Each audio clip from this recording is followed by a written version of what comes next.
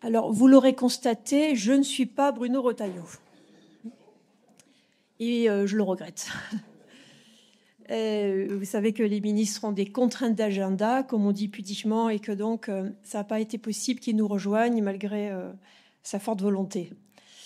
Alors, je commencerai cette brève allocution, évidemment, en remerciant l'Institut, et en particulier Xavier Darcos, de permettre l'action de la Fondation Kéros et d'avoir permis ce colloque, et aussi la Fondation Del Duca, qui nous offre ces magnifiques locaux et qui mène une action philanthropique absolument remarquable. Et elle fête ses 50 années d'anniversaire en ce moment.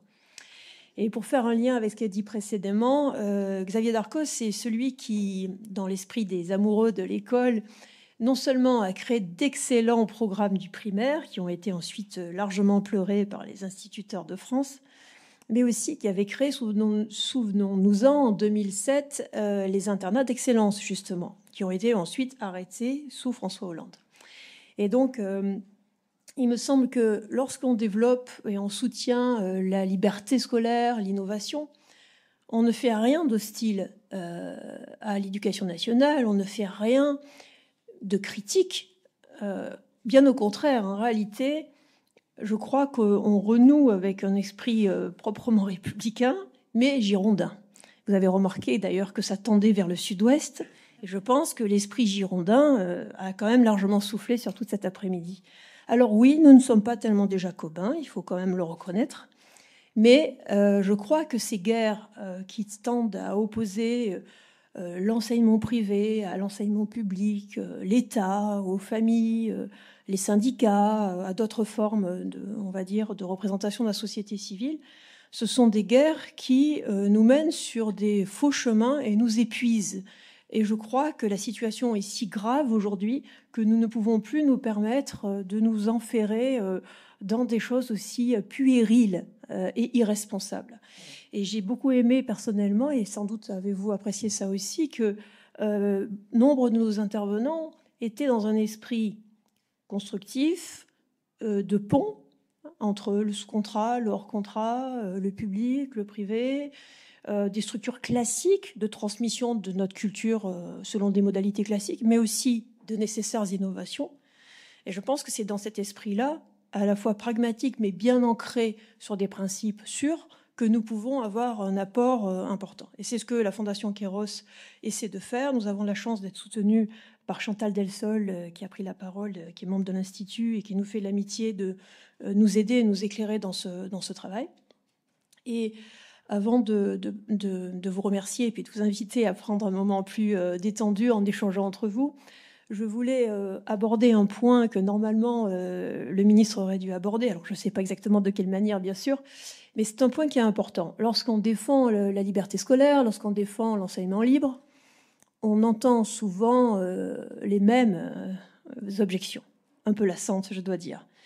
On entend bien sûr l'objection qu'on s'occupe que des riches, qu'on contribue finalement à une sorte de séparatisme financier.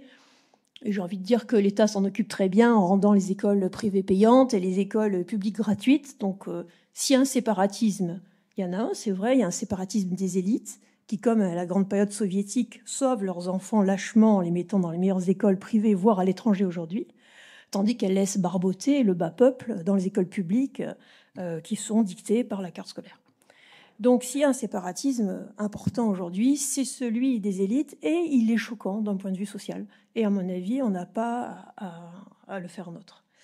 Mais en dehors de ces critiques-là, il y a une critique aussi sur « mais vous n'allez quand même pas traiter l'école comme un marché ». Mais l'école n'est pas un marché comme un autre, parce que ce sont nos enfants, la chair de notre chair, parce que c'est une question d'âme, d'âme des enfants, d'âme de la nation, évidemment. Mais c'est pas parce que c'est pas un marché, c'est pas parce qu'il s'agit pas de faire de l'argent. Et d'ailleurs, bon courage pour, comme on dit vulgairement, faire de l'argent avec de l'enseignement primaire et secondaire généraliste. Il y a quelques spécialistes ici d'école ou des directeurs, je vois plus, par exemple, Monsieur Fistoussi qui était là. Tous les directeurs d'établissements hors contrat ou même sous contrat vous diront que autant on peut gagner honnêtement sa vie dans l'enseignement technique et professionnel, et si possible supérieur, autant vous ne pouvez pas décemment vous en sortir très bien sur l'enseignement primaire et secondaire, même s'il est en forme lucrative. Donc c'est un peu une légende urbaine, c'est pas un secteur particulièrement intéressant. Et c'est d'ailleurs pour ça que les fonds d'investissement ne se sont pas tellement rués sur ce secteur et se sont arrêtés en général au supérieur et à l'enseignement professionnel. Donc cette question de segmentation financière est un petit peu artificielle. Et le dernier point sur lequel je voulais revenir, qui est le point aujourd'hui le plus embêtant, si j'ose dire, d'un point de vue politique, et le plus malhonnête, c'est la question, mais après tout, est-ce que vous ne pensez pas faire le lit du communautarisme, en particulier islamiste, mais plus largement religieux, en développant et en souhaitant maintenir et développer les écoles libres? C'est-à-dire, est-ce que vous ne vous prêtez pas à un jeu irresponsable permettant notamment aux islamistes d'utiliser votre candeur, votre désir de liberté, vos bons droits, pour s'immiscer dans notre pays et faire exploser notre belle unanimité et union nationale. Alors, d'abord, j'ai envie de dire que notre belle union nationale, elle est déjà assez abîmée. Et ensuite, la loi aujourd'hui permet tout à fait de créer ou d'avoir sous contrat des écoles musulmanes. Et il se trouve que la plupart des écoles musulmanes sont rattachées au mouvement ou à la nébuleuse, à la confrérie des frères musulmans. Alors, quand je disais ça avant, on me disait, mais enfin, ça n'engage que vous, madame. Ça, c'est les rédactions de télévision qui vous disent ça pour se protéger contre les recours juridiques qui peuvent suivre. Mais maintenant, écoutez, c'est un rapport du ministère qui le dit depuis cette semaine, c'est-à-dire qu'en fait, on a une cartographie des établissements rattachés aux frères musulmans, et c'est la quasi-totalité des établissements musulmans sous contrat, mais aussi une partie des établissements hors contrat. Donc, quand on dit, mais si vous facilitez l'école libre, en réalité, vous êtes irresponsable et vous facilitez le démantèlement de l'Union nationale et vous créez un boulevard pour les menées islamistes et demain l'imposition de la charia et pourquoi pas du califat, moi je dis, il suffit de traiter, et c'est d'ailleurs très compliqué, mais ça demande surtout du courage, il suffit de traiter cette question politique au niveau où elle se pose, c'est-à-dire la question de savoir la nature de ce qu'on est prêt à accepter en matière d'islam et dans la dimension politique de l'islam, qui est une dimension apparemment incontournable de cette religion. Donc, qu'est-ce qu'on veut? Jusqu'où on va? Question toute simple. Est-on d'accord pour qu'on enseigne la charia dans des écoles? Oui ou non? Aujourd'hui, cette question n'est pas tranchée. Est-ce qu'on est d'accord? Oui ou non? Est-ce qu'on est d'accord qu'on ait un discours sur la charia dans des centres de soutien scolaire, dans des centres communautaires, dans des clubs de sport, dans des associations? Oui ou non? Quand on a traité cette question-là, on n'a plus de problème sur la question scolaire.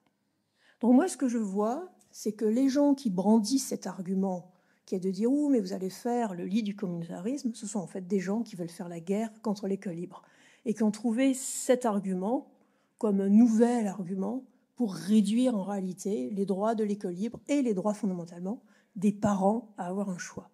Et je pense que si j'ai un message personnel ce soir, c'est ne tombons pas dans ce piège. C'est un piège qui est grossier et il me semble que l'islam n'est pas une chose nouvelle, les écoles libres ne sont pas une chose nouvelle et que, peut-être un peu dans l'esprit de Montalembert, si nous sommes sûrs de nos projets et forts dans nos propositions pédagogiques, nous n'avons pas grand-chose à craindre sur le terrain de la liberté scolaire. Alors, je vous remercie tous pour votre participation. J'ai été très frappée par la qualité des dialogues qui se sont noués, la qualité et la variété des interventions.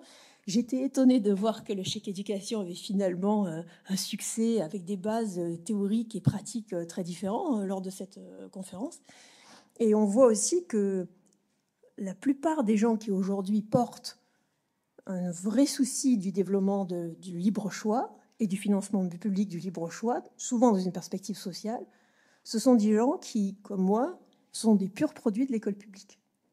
Et ça, c'est assez étonnant et je pense que ça montre aussi comment probablement, et c'est l'objet du sondage et l'objet du colloque, eh bien, le libre choix est certainement le meilleur allié aujourd'hui d'une véritable justice sociale et d'une véritable, alors on ne dira pas égalité des chances, n'est-ce pas, mais en tout cas d'un véritable souci de la réussite de chacun. Et je vous remercie.